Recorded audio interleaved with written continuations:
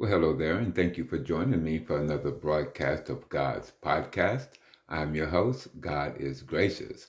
My subject today is, and there shall be signs in the sun, moon, and stars. This comes from Luke 21:25, which reads, there will be signs in the sun, moon, and stars on the earth.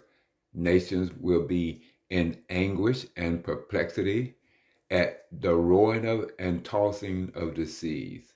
Again, there will be signs in the sun, moon, and stars on the earth. Nations will be in anguish and perplexity at the roaring and tossing of the seas. Christ has been discoursing on the fall of Jerusalem and the destruction of the temple that would take place within a generation or two. Here, he has turned his attention to the end of the age and his own second coming. The exact nature of the signs in the sun, moon, and stars is not completely known, but the fact that there will be obvious signs is a fact. Christians know that the end will come. Besides this teaching, Jesus told parables about being ready and how to wait properly for his return. Whether you believe in the pre-tribulation rapture or not, it seems that there will be much turmoil before anyone is taken up. Jesus teaches us that it will be obvious when it is imminent. Nevertheless, there seems to be false prophets in every generation who claims to be able to read the current signs read the current signs so well that they can do what not even Christ would do and pinpoint the day of his return. Many charlatans have come and gone, building a great following with their confident assertions and predictions about what God has not allowed us to predict. They have always been proven false. When the world faces troubled times, it can be easy to wonder if this is it. There have been many incidents in history that probably looked like the final tribulation, even including a candidate for Antichrist, Hitler, Stalin, various popes, various monarchs.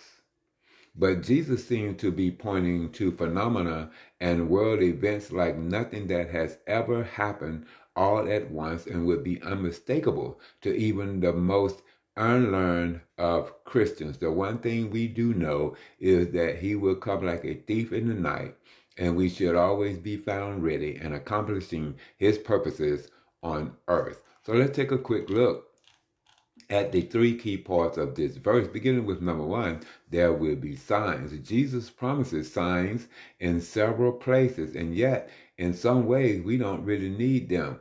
Would you act differently if you saw a sign today at the end that the end was near? If so, repent and begin following Jesus with your whole life today. Again, 1, there will be signs. 2, in the sun, moon, and stars. Take care not to see a sign in every eclipse or shooting star. What Christ predicts here will be unmistakable. There was no mistaking the signs in the heavens at the first advent. The Magi followed the star in the east. The shepherds saw the light of the moon and the stars eclipsed by the angel's course. Again, number 1, there will be signs. Number 2, in the sun, moon, and stars. And lastly, number 3, on earth, nations will be in anguish and perplexity at the roaring and tossing of the sea. Thousands of times since the days of Christ's earthly ministry, there has been anguish at the roaring of the sea. Tsunamis, hurricanes, and tidal destructions all are part of life on a planet that has fallen and experienced tragedy, tragic natural disasters, but no one is really perplexed about these weather events. When the signs come, it will be cataclysmic and make no natural sense. The nations all over the world will not only be in anguish and perplexity, I mean, the nations all over the world were not only in anguish, but perplexity. The only explanation will be that God is doing it. When this happens, take heart, for the end is near. Again, the nations all over the world will be in anguish and perplexity. And again, the only explanation will be that God is doing this. It'll be so much happening at the same time all over the world that they will know this has to be God. Again, when this happens, take heart because the end is near. And if you are alive and able to speak at that time, please cry out to Jesus to save you. Because at that point, that is the only thing, and he is the only one who can. All right, well, thank you so much for joining me for another brief broadcast of God's podcast. This has been your host, God is Gracious. And until next time, your family members and friends, be blessed and have a wonderful rest of your day. Bye-bye now.